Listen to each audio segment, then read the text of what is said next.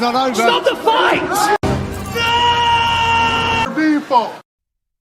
Everybody, I come here for everybody. Kill everybody. I'm the champ. I'm the king. Kill everybody. Ah! Alright guys, welcome back to Broke Bets. Lane here with you. Always got my guy with me, of course. Carson, what's up, dude? Yes, sir. Brandon Allen and Paul Craig. Yes, sir. Starting it off, guys, let's just get right into it. We got Lucas Alexander versus Jeka Saragih. Picking Lucas Alexander here. However, this fight does come with a weird story in my eyes, or like a weird way to predict, because Jeka Saragih, as we've seen, a dangerous guy on his feet, loves to just throw all his body weight, all his power into his kicks, strikes hard, whereas we see Lucas Alexander kind of being a guy on the outside who likes to touch and move. But the biggest thing is Saragih's ground game is just super questionable. Jubilee made him look really bad, just passed right over his guard and made things look pretty easy there. And I think Lucas Alexander, if he's smart, should use that grappling. But the stand-up could be interesting in a fight like this. But yeah, I do like Lucas Alexander overall. What do you think here? Yeah, I mean, the longer this fight goes, will favor Alexander a lot more. Saragih, all of his fights have pretty much ended inside the distance, except for one. He has one decision win.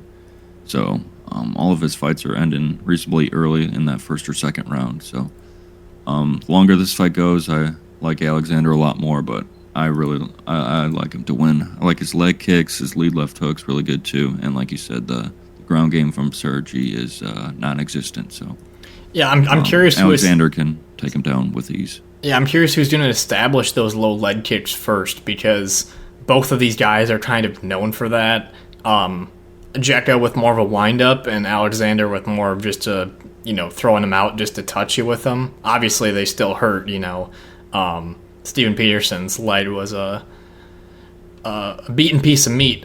I know that sounds not too great to say. Any other thoughts here? Yeah, I mean, Alexander has good range management as well, so I think his leg kicks will be very damaging here. All right, Lucas Alexander by decision. Okay, for the next fight, we have Charles Johnson versus Rafel Estevam. I felt like Charles Johnson held a pretty decent skill set, but the fight IQ isn't all there, and in this fight, got to pick Rafel Estevam. Undefeated guy, very good grappling. Obviously, as we saw in the Contender Series, just fast double legs, took him right to the ground, and just relentless ground and pound. And Charles Johnson, as we've seen with grapplers like Cody Durden and Makayev, he can't get these people off of him, and that control time will add up. He's not really taking much damage in these fights from those instances, but not enough urgency to get off the ground. And then when he is on the feet, he needs to push a higher pace, because these guys that get tired when they're grappling get time to recover when they're on the feet at times. So I like Estevam here. I'm going to take him by decision because Charles Johnson has shown pretty good submission defense, however. But interesting matchup nonetheless. It's very dependent on Estevam getting those takedowns. So what do you think? Yeah. Definitely leaning Estevam here. He's got 4 wins by KO, 3 by sub, and 4 by decision. So he's pretty consistent across the board. Johnson's never been finished before, so I tend to think this fight will go longer. But yeah, Estevam, he has relentless ground and pound, and I see him doing more damage here in control time.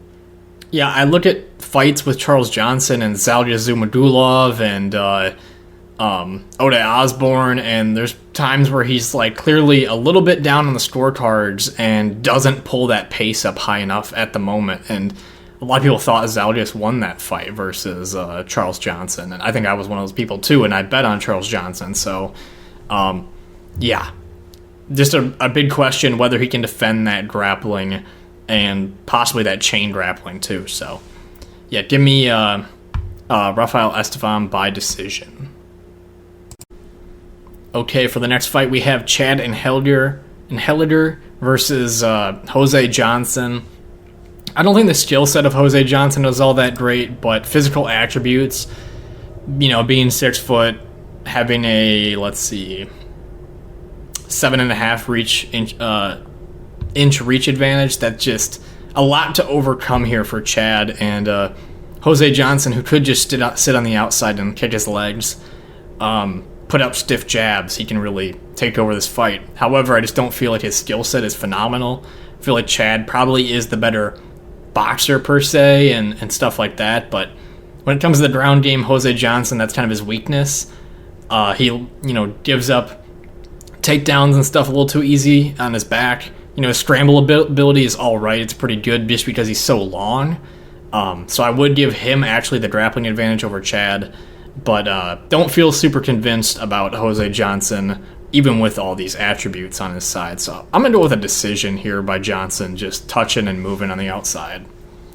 Yeah, I mean, Johnson's still reasonably young, 28 years old, but has decent experience. He's 15-8.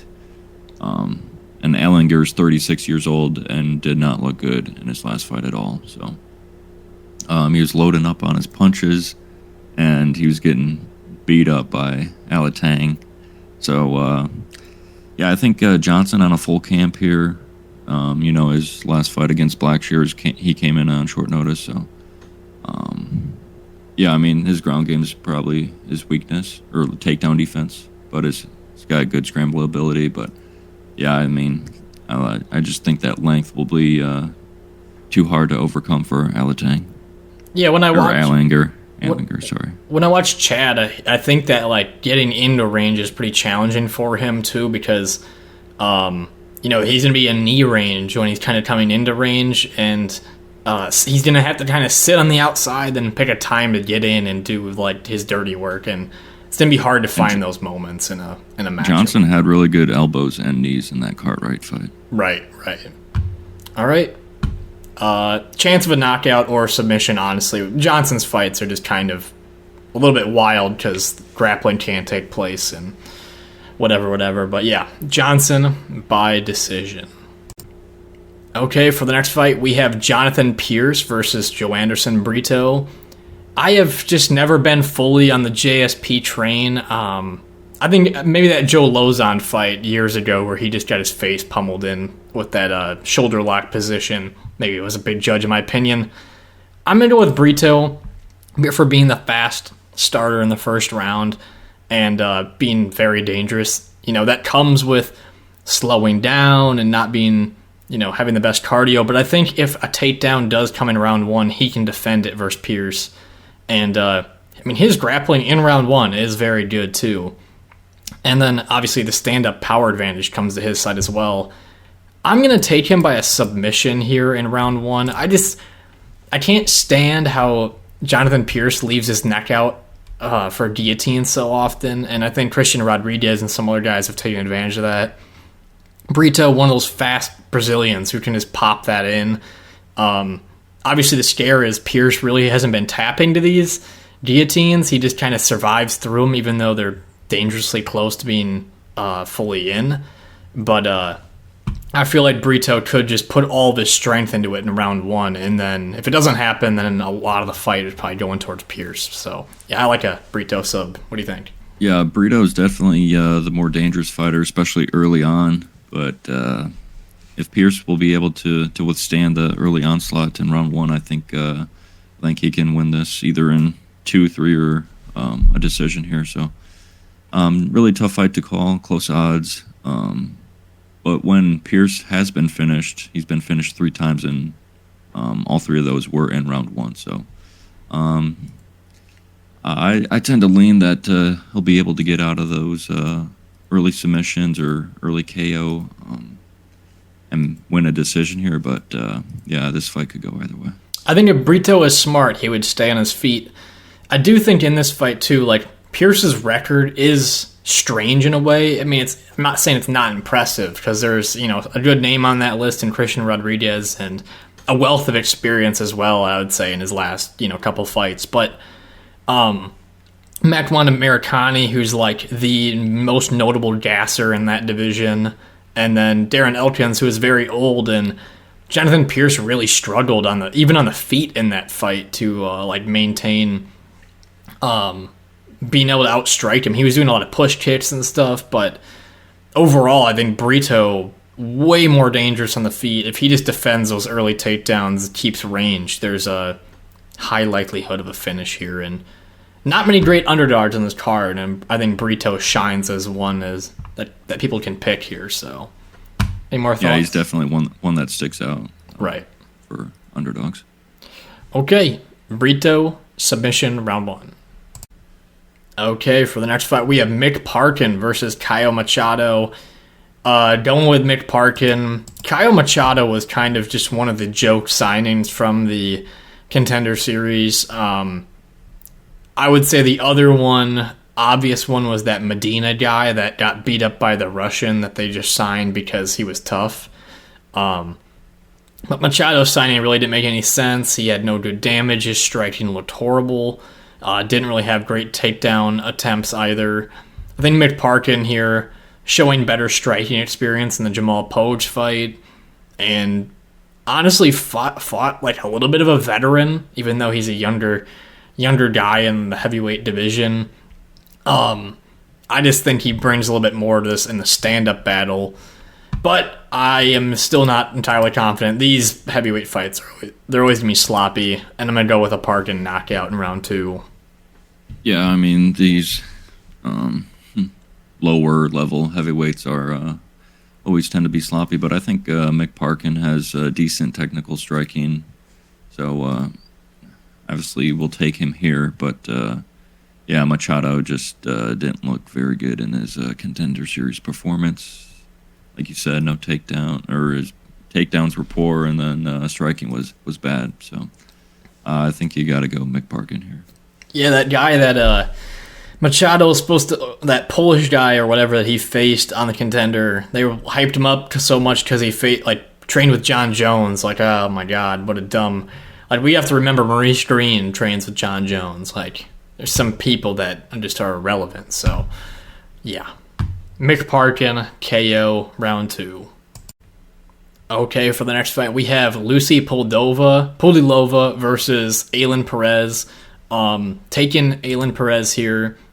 Pudilova, okay, decent technique, likes to try to take fights to the ground at times. Jocelyn Edwards, she couldn't really fully take control of that fight, try to use some grappling, and I think Jocelyn Edwards was able to get up from some of that. I just think Ailin Perez is a lot more dangerous. On the ground, she's trying to use real ground and pound. On the feet, she's trying to really hit these bitches, so nothing crazy going on here. However, Ailin Perez did switch her nickname from Fiona to Nurmagomedov, so I mean, imagine if she got that daddy beard in this game. Yeah, she's really taken her last grappling performance to heart with her nickname change. So, yeah, I think she'll be the more dangerous fighter, doing more damage here. I see her getting more control time on top, doing some ground and pound. So, yeah, I like her to win here. Pretty simple. Ailin Perez by decision. Okay, for the next fight, we have Nikolas Motta versus Trey Ogden.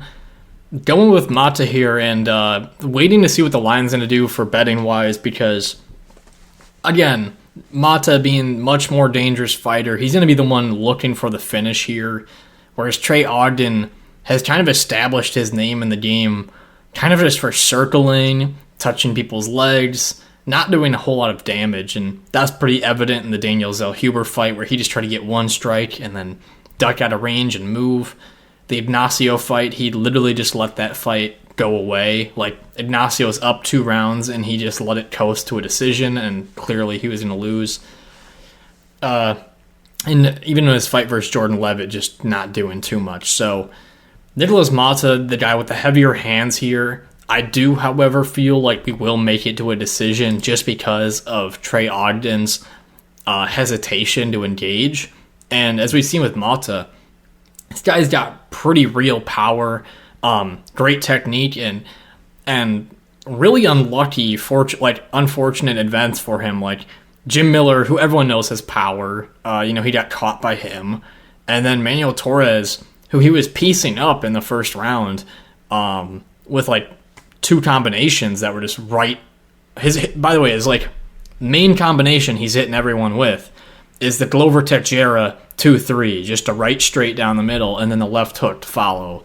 And he's really good at it, so look for that in this fight. But against Manuel Torres, just got absolutely destroyed on the feet, and a little bit unfortunate because it was just a crazy elbow. So, but yeah, give me Motta by decision here. Yeah, Motta is definitely heavier striker, more dangerous as well. But he's been KO'd 4 times, but Trey Ogden doesn't have a KO or a KO loss. So I think he will ride this one out to a decision. But I think Motta will be doing the more damage here and win the decision. And Motta, similar things like Cameron Van Camp fight, I saw some moments where he was checking leg kicks. Just like good basic Muay Thai. This guy stands right in front of you, and he's somewhat square, but he's pretty good at just, defensively being there and not like exposing himself too much. So I like to see it. I think Motta is a good bet on this card. I'm assuming he's going to skyrocket being a favorite, but give me him by decision. Okay, for the next fight, we have Cesar Almeida versus Christian Leroy Duncan. Almeida coming in as a good-sized underdog, winning in the Contender Series, versus, Christian Leroy Duncan, who's pretty wild in there, big dude. We're going to go with Christian Leroy Duncan. In my opinion, a very shaky matchup for both of these guys. Almeida having that kickboxing background, but his grappling looked really good in the Contender Series, actually high IQ grappling, getting to his feet and having a decent top control. This fight shouldn't really hit the ground unless Leroy Duncan, I think, goes for takedowns. The one thing that scares me about Leroy Duncan is that he's a little bit too wild on the feet. And, we saw that in the Armin Petrosian fight where he did too many big actions until he slowed himself down to a point where Petrosian could just take over the fight completely. So maybe he'll learn from that, pace this fight a little bit better.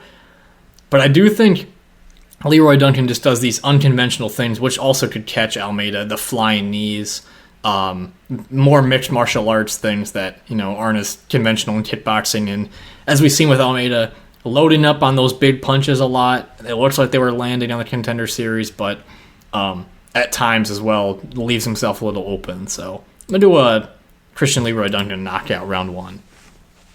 Yeah, I like Leroy Duncan. I'm a fan of his. He's entertaining. I just think he can be a little too wild, like you said, at times. I think if he threw out that jab a lot more, he would have a lot more success. I mean, you see here he's got a 5-inch reach advantage. So I definitely like him if he's throwing out that jab a lot, and then he can catch him with some unconventional stuff. But yeah, he slowed down quite a bit in the last fight, just doing some crazy kicks and stuff like that. So he is wild, but I still think he gets the job done here against Almeida. I think this is one good one to bookmark for the under 2.5. I mean, I'm guessing the line would be like minus 180 for like under 2.5, but just keep an eye on it. I mean, it might come out at 1.5, although I'd feel a little bit nervous to even pull the trigger on the 1.5. But if you see a nice 2.5 number, I think it's a good one to go in on. So, yeah. Christian Leroy Duncan, knockout round 1. Okay, for the next fight, we have Uros Medic versus Johnny Parsons. Got to take Uros Medic here. This guy is dangerous, strong kicks, good left hand, and just looks like a great transition for him to 170 for his fight against Semmelsberger. Looked tall. He got hurt a couple times in that fight, but everyone gets hurt versus Semmelsberger. And he got up, did the damage, won the fight. Johnny Parsons, pretty good Muay Thai. He has a weird build. He's undersized for this division. Strange build, but you can see that Muay Thai background in his kicks and rolls shots pretty well, pretty good defense, seems to have a pretty decent chin. But he also beat Danny Roberts, which really doesn't mean anything. Like, Medic would have sent Roberts to the hospital in round 1. So, yeah, I think that Medic can just kind of steamroll this fight. I'm going to take him by a first-round knockout. This guy likes to start fast. Big question is just he shouldn't get himself too tired in the first round, and I think he's good. So, what do you think?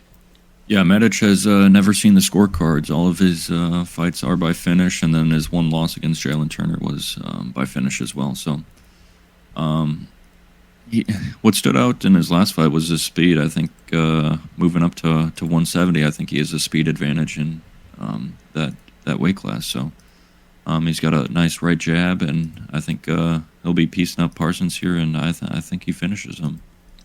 Parsons is a little shorter for this division and short and stocky, but yeah, I think Medic will be able to find that chin. And we saw with Danny Roberts, too, a guy who held a lot of physical advantages against Johnny Parsons, didn't use any of them. Like, he was much taller, longer range, didn't use any push kicks, didn't use any jabs. He just goes in for hooks, and then Johnny Parsons just took full advantage. So, yeah, nothing surprising there. Medic, definitely going to look for a bet. His money line or him by finish, it's going to be... I'll have to wait and see what some of those props look like for this fight, so... Yeah, Medic KO round 1. Okay, for the next fight, we have Amanda Ribas versus Luana Pinheiro. Going with Amanda Ribas, in my opinion, the better grappler, even though Pinheiro has some good judo skills. Ribas overall has shown that she's, has good grappling. The biggest scare with Ribas is just, she's like Jim Carrey and Me, Myself, and Irene when he's trying to fight those guys at the parking lot. She's like constantly herky-jerky, and she's throwing her arms around in weird ways, and that was part of why she lost against Macy Barber. She's just like running into strikes, but does have, I would say, a lot more high-level experience. And then Luana Pinheiro, not as many big fights, beating Michelle Waterson, getting the coward's way out against Randa Marcos and some other stuff, but I think Ribas just takes a decision here. It feels pretty simple to me. Yeah, I think a decision here for Ribas. I mean, Pinheiro, most of her early on fights were ending quick in round 1, and then her last 2 have been by decision. So I just think Ribas has the better grappling and higher level experience. You look at her last 5 fights against Marina Rodriguez, Janet Roba, Caitlin Chukagian, Maruja, and Macy Barber. Those are all really good, all good girls in that division. So Pinheiro hasn't fought anybody at that level. So I think Ribas wins this one. All right, Amanda Ribas by decision. Okay, guys, for the next fight, we have Payton Talbott versus Nick Aguirre. Taking Talbott, this guy brought a lot of eyes to him with his Contender Series performance, breaking records in the strike category. The biggest scare to me, obviously, is just his chin, leaving his chin up in the air. It hasn't failed him yet, but taking that damage is just unnecessary. He brings a Sean Strickland-like pressure and, kind of sparring pace to a fight. But, just the difference is Sean's protecting his chin a lot of the times. Talbott kind of sits there. The biggest thing is if he passes round 1, Talbott's winning the fight for the most part. Just with his pace and cardio that he put on Reyes Cortez. Nick Aguirre, not seeing the power on his side. He looked horrible against Dan Argueta. Both of them looked bad in that fight. And the striking didn't seem powerful. The grappling didn't look phenomenal. And I think Talbott can defend those takedown attempts and push a pace in this fight until he can fold Nick. So give me a knockout in round 2 when a little bit of damage is accrued. What do you think? Yeah, all of Nick Aguirre's wins are by finish, and all but one of them are in that first round. So definitely, if this fight's going a little longer out of that first round, gotta think Talbott's going to be winning this one. He's got really good cardio and puts a good pace on these guys with a lot of volume. So he looked really impressive in that Contender Series performance. So he doesn't have a first round KO. Most of these are are in their second and third round. So I really like that a lot.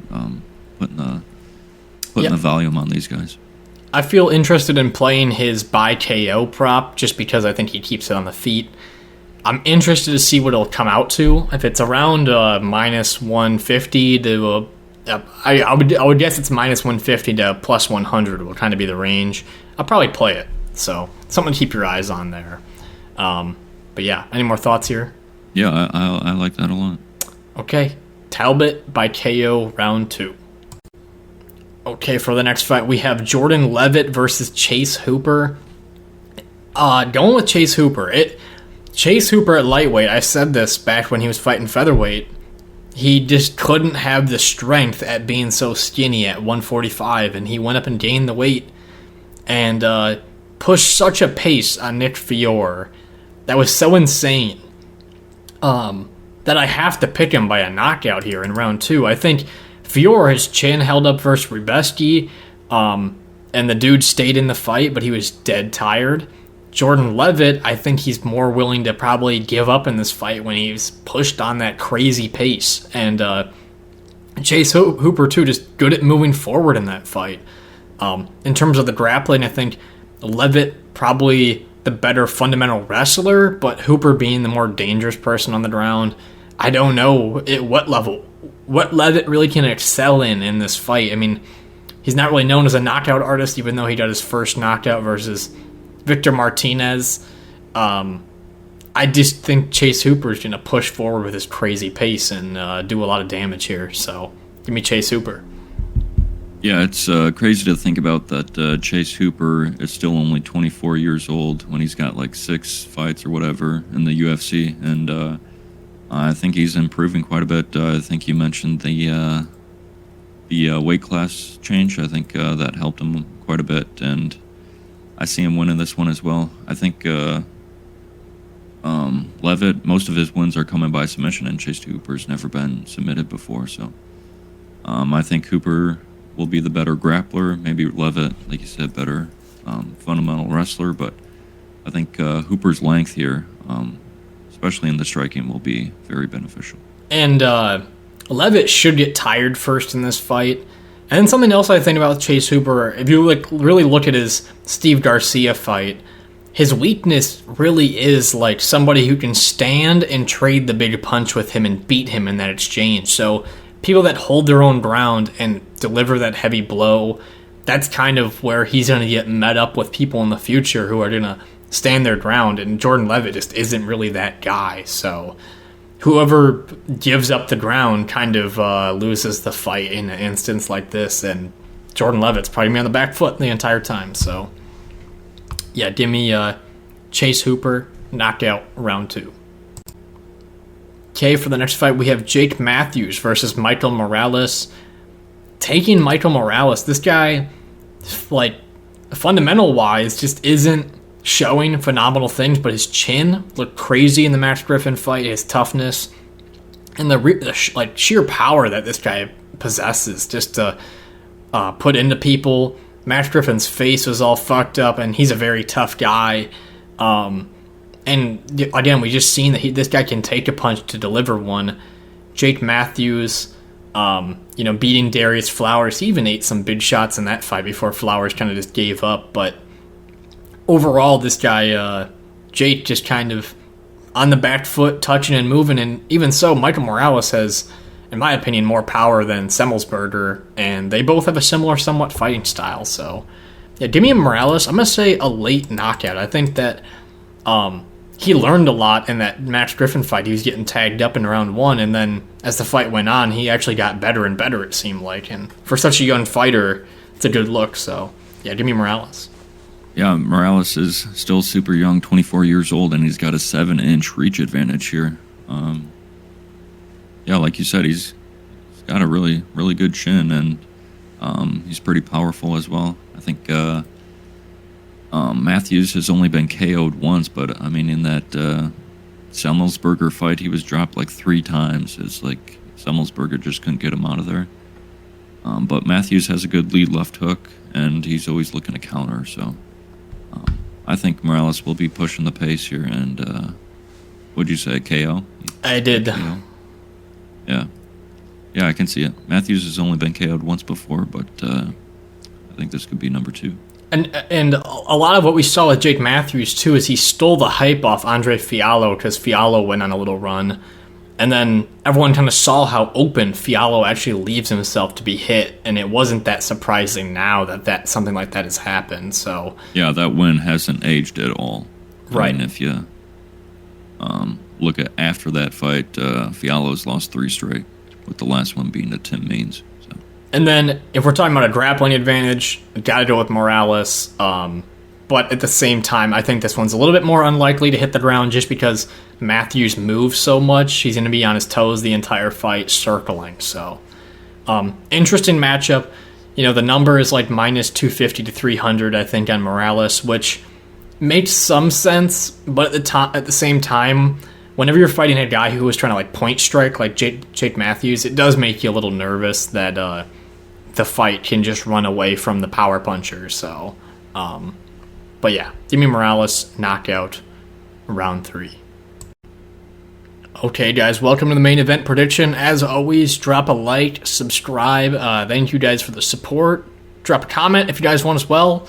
For the main event, we have Brendan Allen versus Paul Craig here at middleweight, and I feel very shaky on the Brendan Allen side just because we know the way this guy fights. He takes some punishment to try to give some on the feet, and he should be the better striker here versus Paul Craig, the faster guy.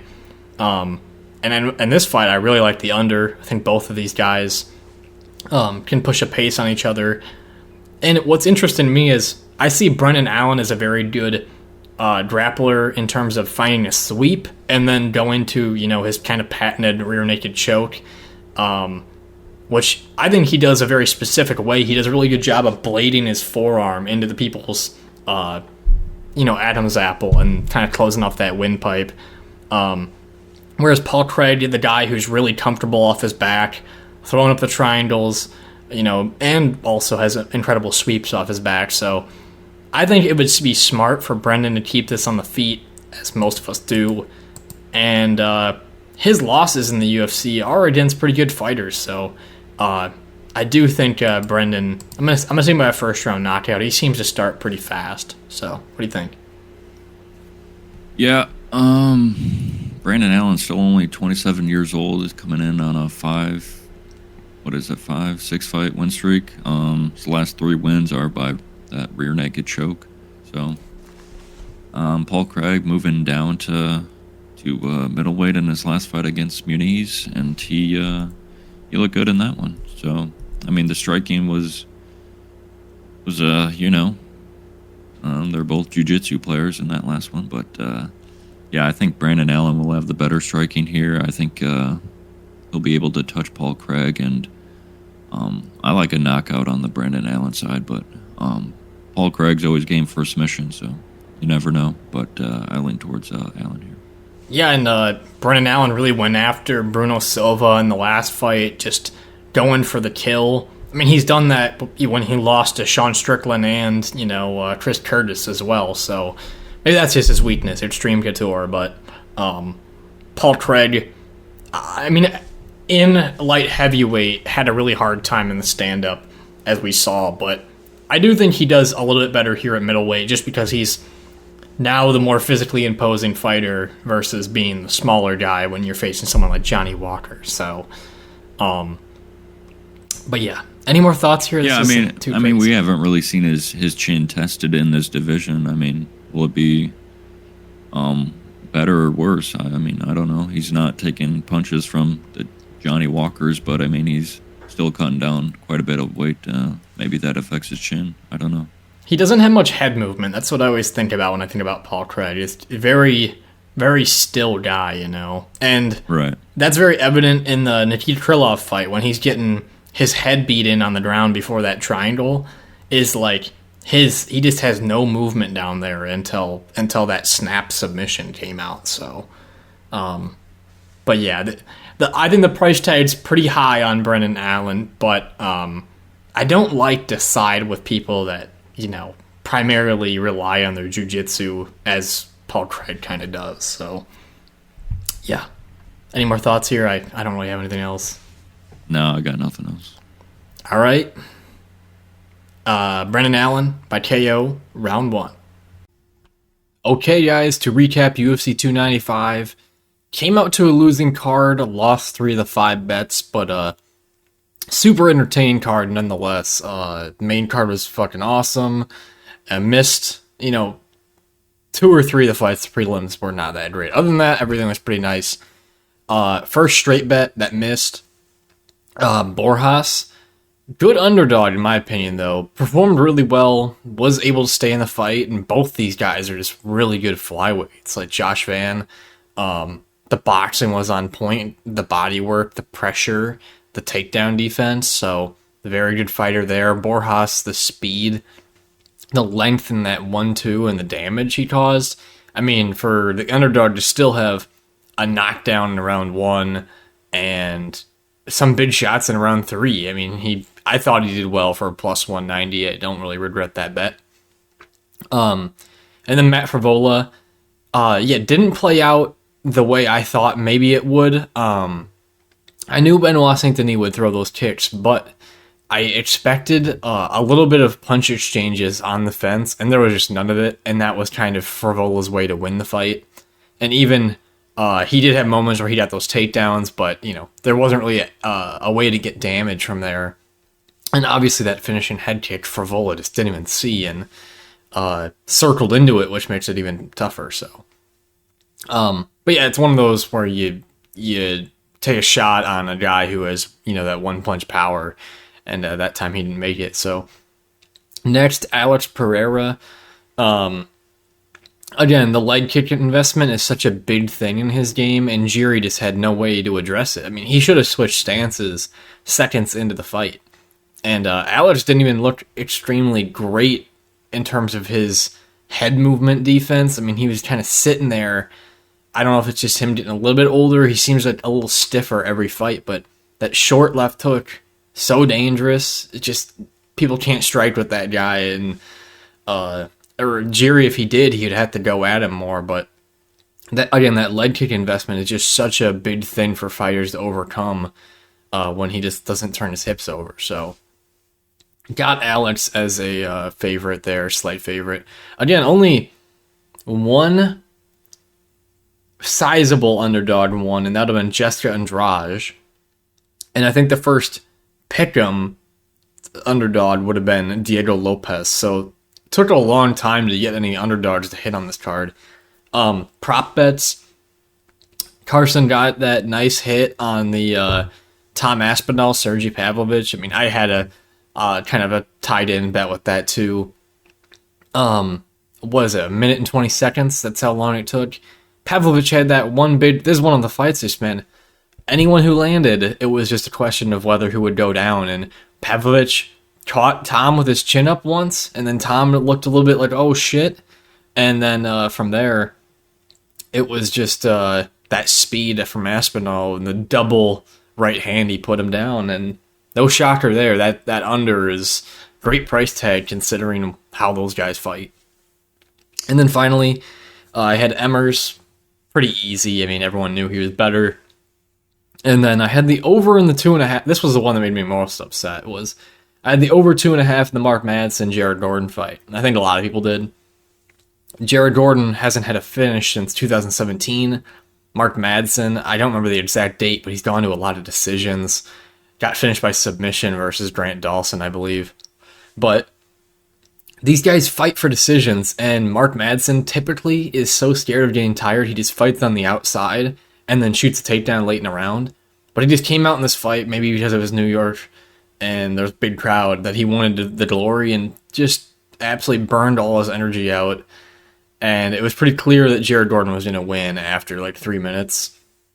And not to mention, I tried to get a live bet on Jared Gordon as well. It was like minus 130, and then they just like closed the odds. It was minus 160. I tried to press it, closed the odds. As soon as I was pressing it, I was like, fuck. And then Mark Madsen as well. I don't know if you guys saw this. On that final punch Jared Gordon landed, it hits, and then if you watch Madsen's feet, he jumps and like purposely falls. It's just something funny to pay attention for. But again, something that surprised me there for that over 2.5. But in all, man, what a crazy card. That main card was just all action. Diego Lopez is a monster. Benoit Saint-Denis' head kick was amazing. Just a good card. Also the Borshev-Sadikov fight. Fucking awesome. So, great card. Yeah, and we'll get you guys our bets for the following week on Thursday. So, peace.